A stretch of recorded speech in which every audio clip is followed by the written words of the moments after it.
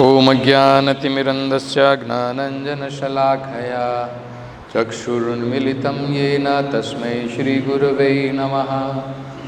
नमो विष्णुपादाय कृष्णप्रेष्ठाय भूतले श्रीमते भक्तिवेदान्तस्वामिनिति नामिने। नमस्ते सारस्वते देवे गौरवाणी प्रचारिणे निर्विशेष शून्यवादी पाश्चात्य देशतारिणे। जय श्री कृष्ण चैतन्य प्रभु नित्यानंद श्री अद्वैत गदाधर श्रीवासदि गौर भक्तवृंद। हरे कृष्णा कृष्ण कृष्णा हरे हरे, हरे Ram Ram Ram Hare Hare. So here we find Lord Kapila is further explaining about how the person who has engaged in different kinds of sense enjoyment, sense gratification,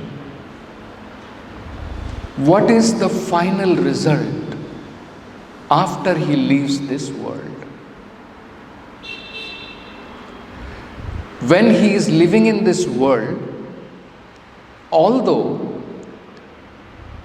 he tries and works hard for obtaining some material happiness, in the end he only ends up with distress. That's how we find Lord Kapila explaining. Slowly the old age approaches. And old age is not going to leave anyone, whether he is a rich man or a poor man, healthy man. Old age will come, and along with old age, diseases will come. When the body is not functioning properly, then different kinds of diseases will set in. And then slowly his time arrives when he has to give up all that he has worked hard for, everything. So at the point of death, because he has lived his life as a criminal. Why is called criminal? Because actually sense enjoyment is sinful. People may sometimes question this. They may ask, what is there? We have got senses. God has given us senses for enjoyment. Isn't it? People may say. Then the point is, okay, the knife is given to you, and you may say knife is given to me. But there are two different ways to use the knife. You can use the knife to cut somebody's throat, or you can use the knife to perform surgery, or to cut some fruits and vegetables. It depends how you utilize the knife.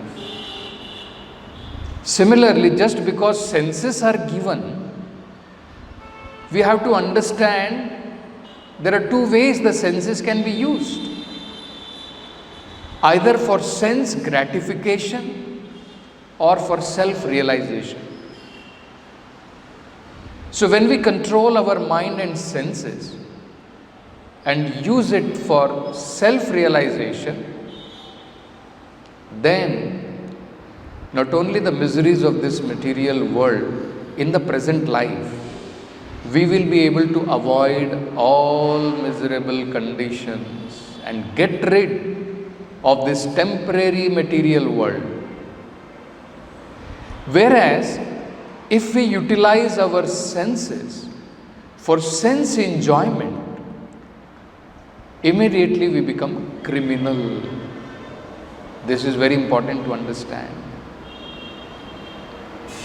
And criminal means punishment. So this concept is very nicely explained here. Of course, if we follow the path of sense enjoyment, pravritti marga as given in the Vedic literature, then it is not sinful. But our human life will be wasted for some temporary material enjoyment. So there are two ways which are advised in the Vedic literature. For one who is too attached to the material body, and for him it is difficult to give up sense gratification immediately, for them a gradual process is advised. That slowly you give up sense enjoyment. And meanwhile, when you are enjoying the senses, you enjoy as per the rules and regulations given in the scriptures. Just like, say for example, drinking is allowed in the state, we find. Right? And say for example, if a person goes and buys some bottle of wine from an authorized retail counter which is authorized by the government, and he drinks, then it is not that police will come and arrest him and put him behind the jail. Of course, after drinking, if he does some kind of nonsense, then he will be arrested. But imagine if instead of purchasing it from an authorized outlet, he distills it unlawfully, manufactures his own liquor, immediately he will be arrested. Very simple. Similarly, this is just a gross example to understand. Sense gratification, if it is done in regulation as per the directions of the scriptures, then it is not sinful. But whatever he is going to gain will be all some temporary material happiness. But the positive point is that gradually, because of following the rules and regulation, if he is properly given a higher engagement, slowly he will be able to give up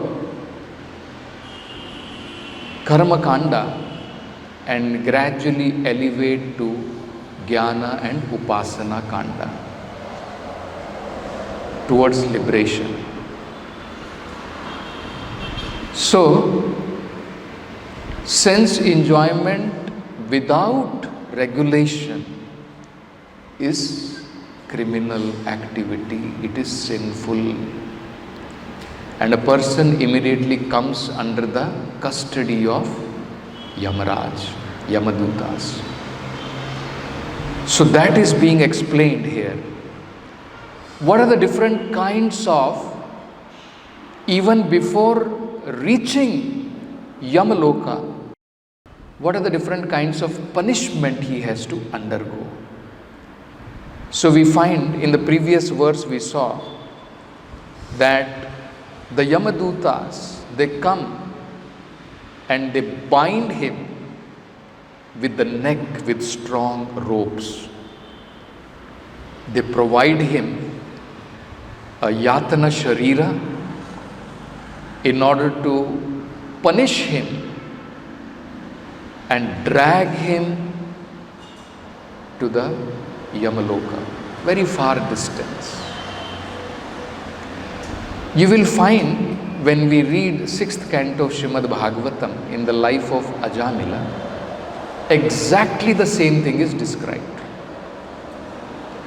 Of course, here it is, the dreadful features of Yamadutas is not elaborately described, but there it is described more. How the ghastly appeared Yamadutas appeared with deformed faces, and they were looking very ghastly. Just by seeing them, person becomes afraid. Just by seeing them. You see. And similarly, they bound Ajamila and they were trying to pull him out of the body. That is when, seeing this Yamadutas, in fear, he cried out called out his son's name, Narayana. And immediately the Lord sent his Vishnu Dutas. So Vishnu Duta, they came. First thing they did was to cut off the ropes of these Yamadutas. Whatever the ropes they had brought to bind Ajamila, first of all they cut off that ropes. And then there was a severe argument between both of them, under whose custody it is. And then finally they were defeated and they were asked to go back to Yamaraj to get clarification about under whose custody Ajamila will be. So they were completely defeated. And after defeated, they were in despair, and Bhagavatam explains practically on the verge of thinking that better we should commit suicide. They went to Yamaraj and they go and ask Yamaraj. We were thinking there is only one controller, yourself. But now we understand there is some other controller. We were thinking only you give judgment. But now we are understanding there is somebody else who decides. On your order we went, because this is your order. Anyone who is sinful, that standing order is there. Anyone who is sinful, he is under our custody. He should be brought to Yamaloka, isn't it? So, then they asked that, is there any other controller? So then Yamaraj explains that not only me, all the devatas, everyone is under the control of the Supreme Personality of Godhead. And they're controlled just like a bull is controlled with the ropes from its nose. And then there is a very beautiful explanation which Yamaraja gives to his constables, Yamadutas. So he says, right in the beginning he says, these Vishnu Dutas who arrived there, they are Sura Pujitam. They are worshipped even by the Devatas. Because Yamadutas were thinking, we will arrest these four Vishnu Dutas and we will carry them to Yamalok. First let them be penalized, then we will punish Ajamila. Isn't it?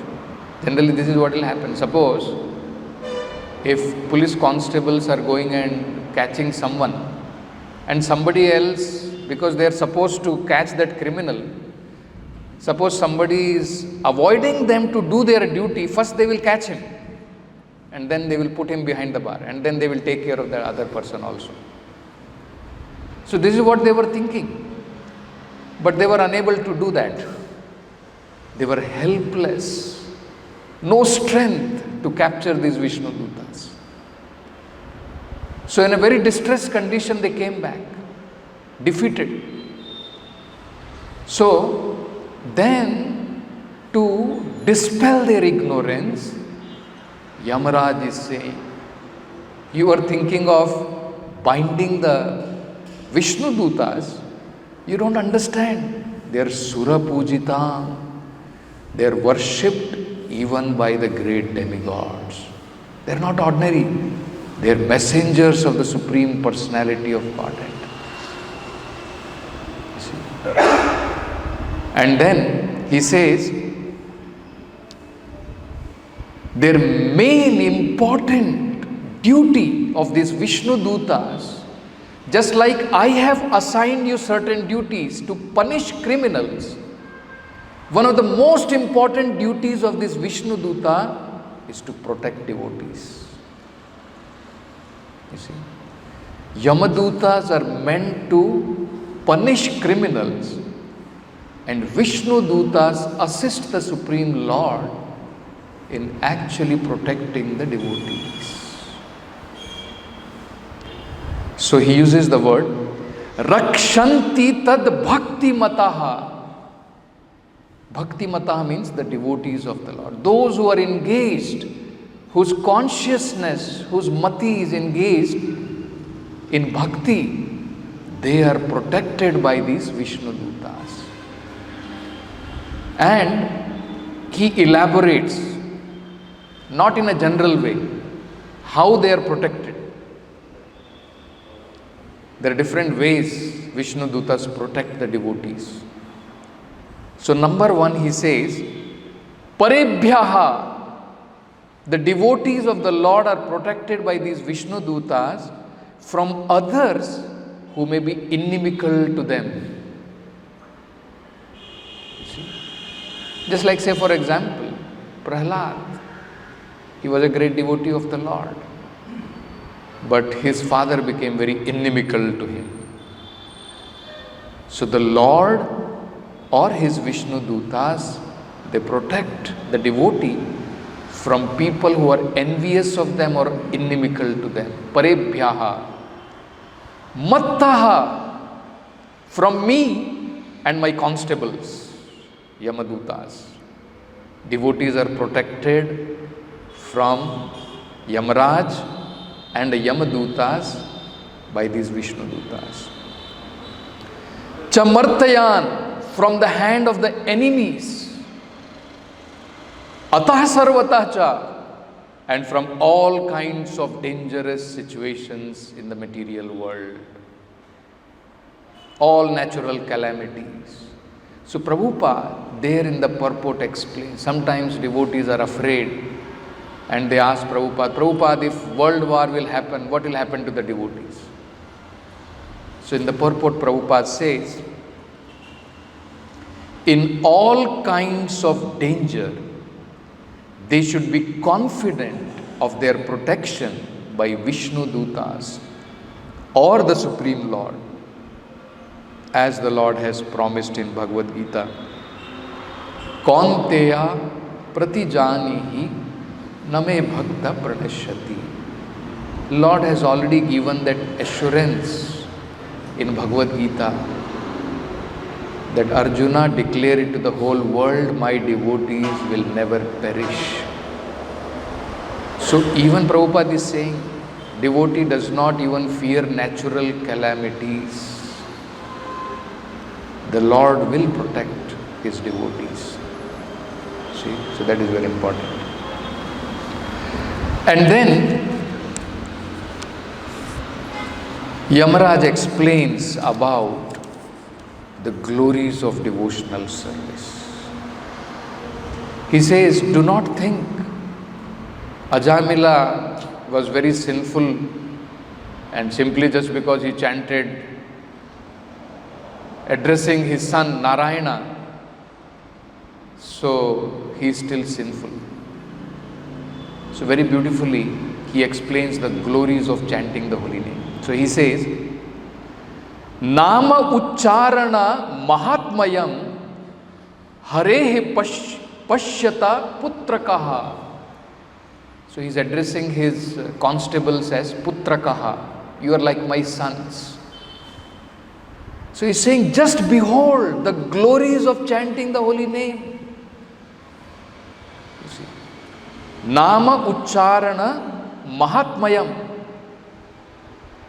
The Mahatmayam, the glories, wonderful glories of chanting the holy name, just behold, Harehe of the Supreme Lord, Pashyata Putrakaha, just behold that.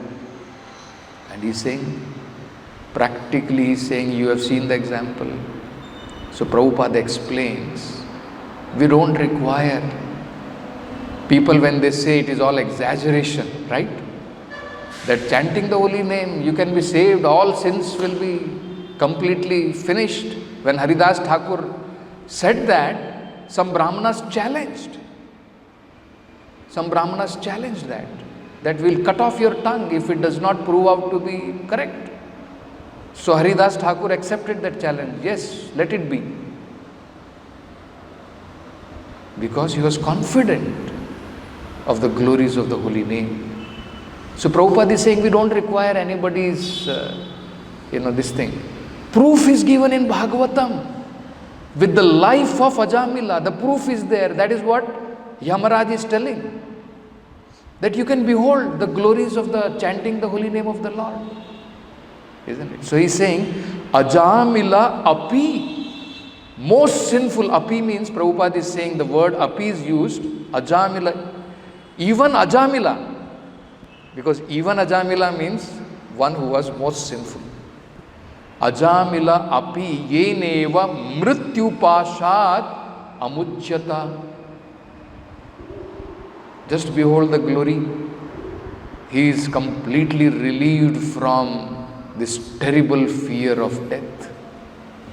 So Prabhupada translates, my dear servants, who are as good as my sons, just see how glorious is the chanting of the holy name of the Lord. The greatly sinful Ajamila chanted only to call his son, not knowing that he was chanting the Lord's holy name. Nevertheless, by chanting the holy name of the Lord, he remembered Narayana, and thus he was immediately saved from the ropes of death. Mrityu pashat amuchyata. Pasha means ropes of death, because Yamadutas were carrying the ropes of death to pull out Ajamila from his body and take him to Yamalok. And just by chanting the holy name, he was relieved. Then he is saying, after glorifying few more glories, he explains about devotional service, and then he warns his constables, Yamadutas. He says, Te deva siddha parigita pavitra gatha. Even demigods sing glories of the devotees, and you are going near them and trying to pull them out of their body, isn't it? So he is warning that what you are doing is a great offense. Whatever you have done is a great offense. Te deva siddha parigita pavitra gatha ye sadhavaha. Sadhava means the devotees of the Lord. Why? Samdrisho, they are completely equal to everyone. Pandita Samadarshina. Bhagavat Prapannaha, they are completely surrendered to the Supreme Lord. Tan no pasidita harer gadaya abhiguptan. Do not approach near them. Na upasidata. Upasidata means never try to go near them. Why? They are protected by Gada of the Supreme Lord. The Lord holds in his one of the hands Gada and is waiting. Any of such people come near my devotee, he will be beaten up. Isn't it? So, and then he is saying, Nesham vayam nacha vayaha prabhava dande. My dear servant, please do not approach such devotees, for they have fully surrendered to the lotus feet of Supreme Personality of Godhead. They are equal to everyone. Their narrations are sung by the demigods and inhabitants of Siddha Loka. Please do not even go near them. They are always protected by the club of Supreme Personality of Godhead. And therefore, na esham vayam na cha vayaha. Vayaha means time. Even time has no effect on them. I have no effect, Brahma has no effect, and even time has no effect on them. So he's saying, Brahma and I and even the time factor are not competent to chastise them. So even Brahma, the creator, cannot chastise the devotees. I cannot chastise, even though I am the giver of punishments in this material world. I cannot chastise because they are directly protected by the club of the Supreme Lord. Actually, so you can imagine the glory of devotional service. And in spite of understanding all this, if we are averse to devotional service, if we don't properly, understand the value of what we have got, actually we will be wasting our whole life. Can you imagine? Just by unknowingly chanting, somehow or other, Ajamila, he was saved from such a great danger. And if we can knowingly and lovingly, with attention, if we chant the holy name of the Lord, what more we can get? We can understand that, isn't it? And then he says, then understanding that actually I and my servants, we have committed a great offense, he and together with Yamadutas, taking their part also, he is praying to the Lord for forgiveness. Tat shamyatam sa bhagavan purushaha purano. He is praying to the Supreme Lord. My dear Lord, please forgive me and forgive my servants. Narayanaha swa purushe, and his own servants. Yat asat kritam naha, because we have performed something very terrible with impudence. Asat krite means with impudence, with pride. My servants have committed something very terrible. So he is asking forgiveness from the Supreme Lord. Swanam, my own men. Aho, aho means alas. Na vidusham, not knowing. Rachita Anjalina, with folded hands, because they had no idea, they had no knowledge. So I am requesting, my dear Lord, with folded hand to forgive them. Shantir means with folded hand I am asking for forgiveness. Gariyasi namaha purushaya bhumane, because they did not know the glory of devotional service. So Prabhupada translates. Then Yamraj, considering himself and his servants to be offender, spoke as follows, begging pardon from the Lord.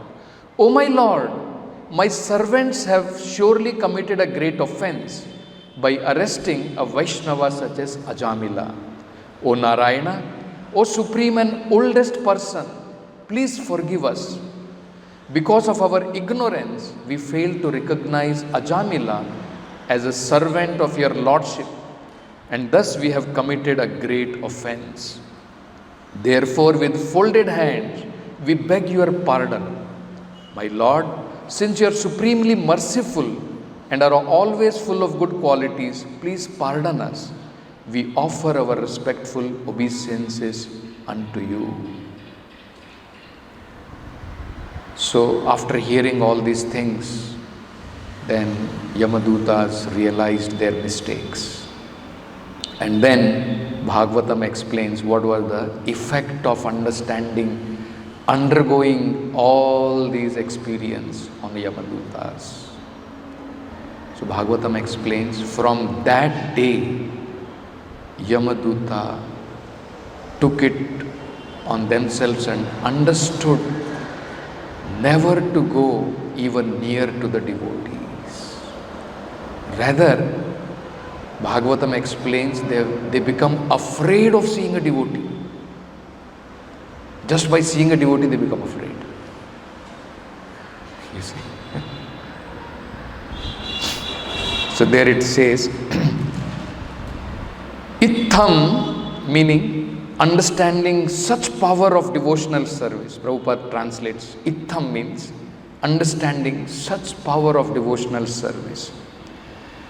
Swabhartar Gaditam, explained by their own master, Yamaraj. Bhartar means, Bharta means one who maintains.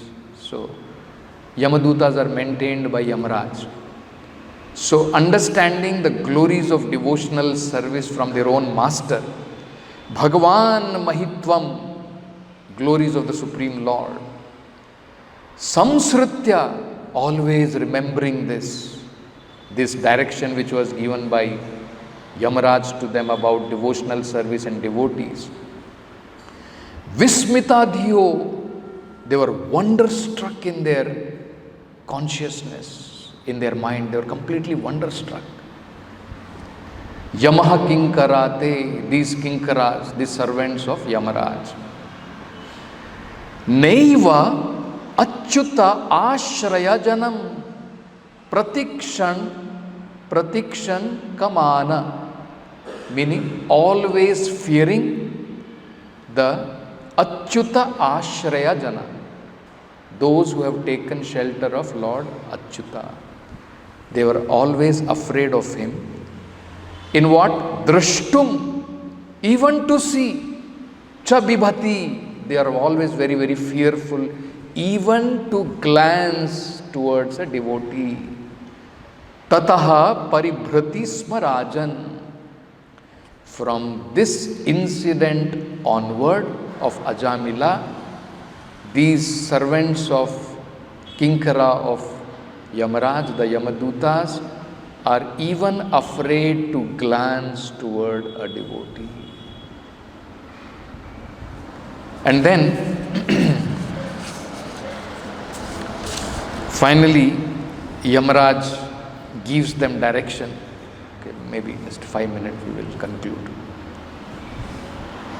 This, in very brief, I had told you yesterday, in our yesterday's class, we had discussed. So he says, whom they can bring to him. So devotees, they should not even approach near, because they themselves have realized, they are afraid of even approaching a devotee. So then Yamaraj gives to them who should be brought to him. So he says, Tan anayadhyam, bring to me. Who? Asataha, non-devotees. Satam means devotees. Asataha means non-devotees. So bring to me only non-devotees. Vimukhan, those who are against the Supreme Lord, those who have turned their face from the Supreme Lord. Vimukhan Mukunda, the Supreme Personality of Godhead. Padarvinda, those who have turned away their face from the lotus feet of the Supreme Personality of Godhead. Because he explains that actually they are foolish. Devotees are always licking the honey from the lotus feet of the Lord. But those who are averse to the lotus feet of the Lord and they are unable to lick that honey, those people you can bring to me. He is saying, Makaranda Rasat, of the taste of honey, Ajashram Nishkinchinaihi Paramahamsa Kulaihi. So those exalted devotees who are Nishkinchina, completely they have their only property as the Supreme Personality of Godhead, and they are always drinking the honey from the lotus feet of the Lord. So those people who are averse to the lotus feet of the Lord, those people you bring. Then he says, Jushtat grahe niraya vartamani baddha trishnan. So he is saying, Paramahamsas are exalted persons who have no taste for material enjoyment. They drink the honey of the Lord's lotus feet. My dear servant, bring to me for punishment only persons who are averse to taste that honey, who do not associate with Paramahamsas and who are attached to family life, worldly enjoyment, which form the path to hell. So only such person you bring. And then he says, Jivhana Vakti Bhagavat Guna Nama Dhyayam. Those who have never chanted from their tongue the holy name of the Lord or the glories of the Supreme Lord. Chetas Chana Smaranti Tat Charanar Vindam. Those in whose heart they never remember the lotus feet of the Supreme Lord. Krishnaya no namati yashira ekadapi. Those who have never bowed down their head before the Supreme Personality of Godhead. Tan anayadhyam asato akrita Vishnu krityan. Such people who have never performed devotional service, such people you can bring to me. So I'll just read the translation. My dear servants, please bring to me only those sinful persons who do not use their tongues to chant the holy name and qualities of Krishna, whose hearts do not remember the lotus feet of Krishna even once, and whose head do not bow down even once before Lord Krishna. Send me those who do not perform their duties towards Vishnu, which are only duties in human life. Please bring me all such fools and rascals. So this is the instruction which was given by Yamaraj to his Yamadutas. So this is actually, we can see the glories of the holy name of the Lord. Otherwise, we will have to meet at the hands of Yamadutas, like we are seeing Lord Kapila is explaining how they will drag out, and how the person, when he is taken from the path, he is bitten by the dogs just to remember his past sinful life, so that he can remember, and slowly, with this punishment, at least gradually he will also become elevated. We'll stop with this. Srimad Bhagavatam ki jai. Jagat Guru Srila Prabhupada ki jai.